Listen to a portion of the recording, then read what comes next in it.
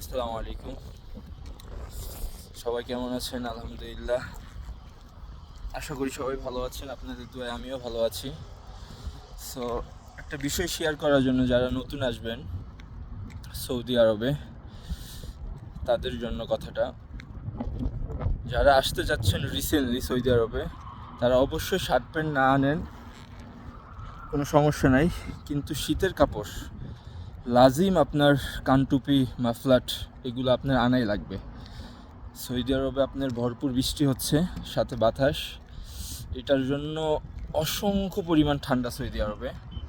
তো আপনারা যারা আসবেন অবশ্যই শীতের কাপড় নিয়ে আসবেন, না হলে আসলে বাঁচতে পারবেন না। এক কথায় মানে আমার অবস্থা, মানে এত ঠান্ডা বলার, আমি যে কথা বলতেছি সেটাও খুব কষ্টতে, অনেক পরিমাণ ঠান্ডা। সো যারা আসতে চাচ্ছেন অবশ্যই শীতের কাপড় নিয়ে আসবেন। শার্ট প্যান্ট না আনেন কোনো সমস্যা নেই, কিন্তু শীতের কাপড় আপনাদের আনতেই হবে, না হলে আপনারা আসলে টিকতে পারবেন না সৌদি আরবে।